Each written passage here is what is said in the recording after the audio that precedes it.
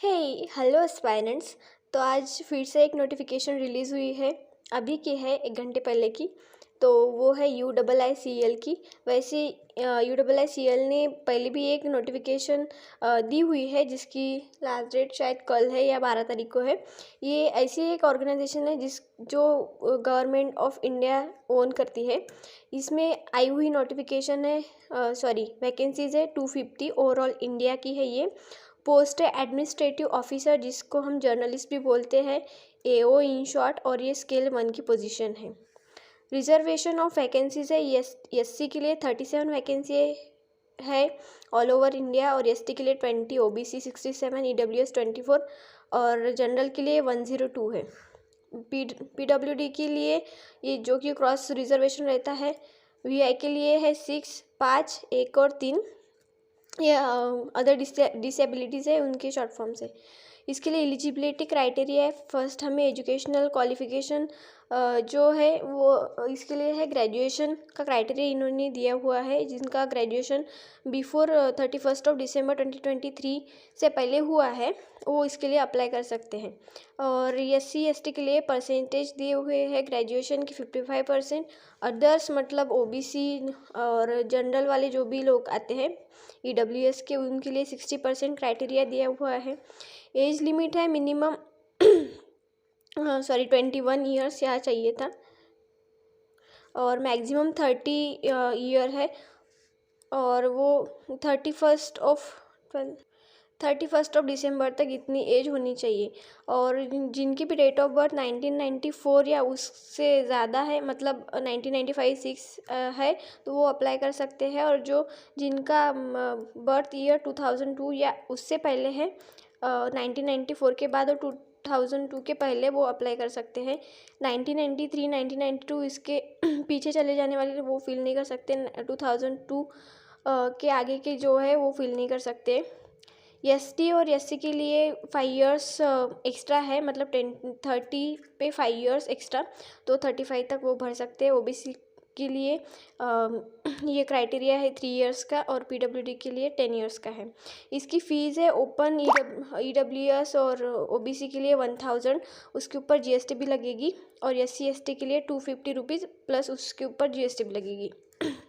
इसकी डेट है कल, ये रिलीज़ हो जाएगा होल नोटिफिकेशन। आप अप्लीकेबल रहोगे, मतलब कल आप अप्लीकेशन स्टार्ट कर सकते हो, और लास्ट डेट है 23 जनवरी 2024। सिलेक्शन प्रोसेस भी बहुत इजी है, सिंगल एग्जामिनेशन है, उसके बाद इंटरव्यू होगा, और बाद में कुछ नहीं, आपका सिलेक्शन हो जाएगा। इसके लिए ये है अपने सब्जेक्ट्स और सब्जेक्ट के अकॉर्डिंग क्वेश्चंस और उसके हिसाब से मार्क्स, और ये कंपोजिट टाइम इसके लिए दिया हुआ है 2 आवर्स का। वैसे इंडिविजुअल नहीं है कोई सेक्शन के हिसाब से, या इस सेक्शन को ये है उस सेक्शन को वो नहीं है। डायरेक्ट आपको जब पेपर स्टार्ट होगा तो ये सेक्शंस आएंगे, और आप कहीं भी कभी भी किसी भी सेक्शन पर स्विच कर सकते हो। तो इसके लिए 0.25 मतलब 1/4 की निगेटिव मार्किंग भी रहेगी। 4 सब्जेक्ट है, रीजनिंग, इंग्लिश, क्वांट और जनरल अवेयरनेस, जिन पे फाइनेंशियल सेक्टर पे ज़्यादा अच्छे से फोकस किया जाएगा। तो क्वेश्चन रहेंगे रीजनिंग के 50, मार्क्स भी 50 रहेंगे।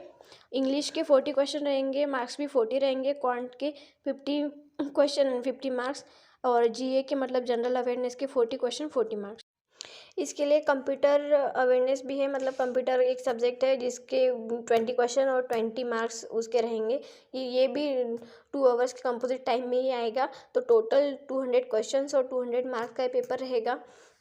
तो बाद में वो डिसाइड करेंगे कि कट ऑफ क्या रहेगा, कट ऑफ के हिसाब से और वैकेंसी के हिसाब से कट ऑफ रहेगा। अब नंबर ऑफ़ एप्लीकेशंस के हिसाब से कट ऑफ रहेगा, और उस हिसाब से वो कट ऑफ दे के सिलेक्शन प्रोसेस फिर वहाँ से स्टार्ट कर लेंगे। लैंग्वेज बायलिंगुअल है, मतलब हिंदी में भी आप दे सकते हो और इंग्लिश में भी दे सकते हो। वैसे इंग्लिश का सेक्शन तो इंग्लिश में ही रहेगा, बाकी सेक्शंस आप हिंदी में और इंग्लिश में देख सकोगे। प्रोबेशन, अगर आपका सिलेक्शन हो जाएगा तो प्रोबेशन पीरियड रहेगा आपका 1 ईयर का, बाद में आप कंफर्म हो जाओगे।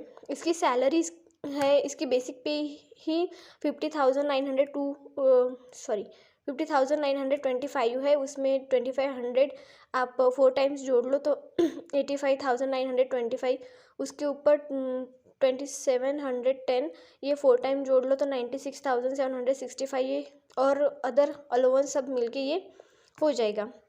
सॉरी, अदर अलाउंस वो अलग से दिए जाएंगे। वो ग्रॉस पे मतलब आपके हाथ में ही इतनी पेमेंट आएगी 88,000 पर मंथ। वो ये मेट्रो सिटी के लिए अप्लीकेबल है। आप अदर मतलब कि मुंबई, पुणे ऐसी सिटी में अगर आपका सिलेक्शन हो जाए, आपको वहाँ जॉब करने के लिए मिल जाए, तो आपको 88,000 पर मंथ ये मिलेगा। अदर अलाउंस है वो अदर मिलेंगे।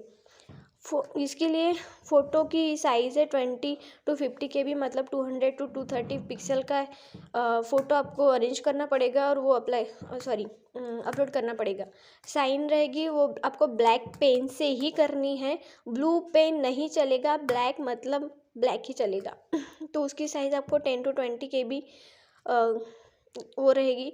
थंब रहेगा आपका लेफ्ट थंब, वो आप आपके हिसाब से कर सकते हो, ब्लैक या ब्लू पेन से, मतलब इंक से आप थंब लगा सकते हो।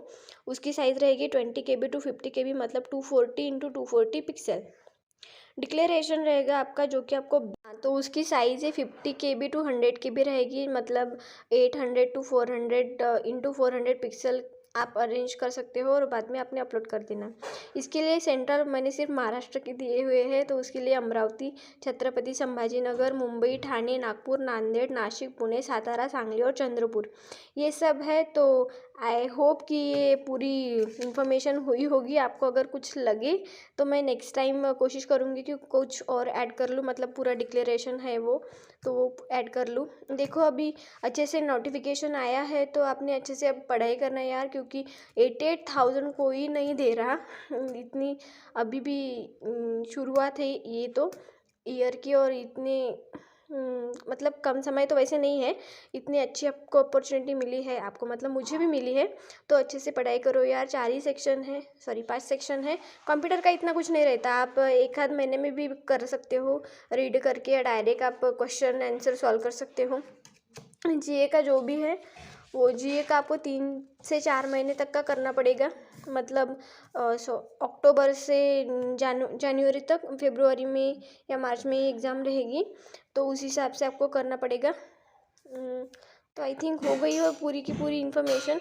इन शॉर्ट ही है, वैसे इतना कुछ दिया हुआ नहीं था नोटिफिकेशन के अंदर, तो जो मुझे नहीं लगा कि इम्पॉर्टेंट है तो वो मैंने दिया ही नहीं है। जो लगा मुझे कि ये बताना चाहिए तो मैंने वो बताया है।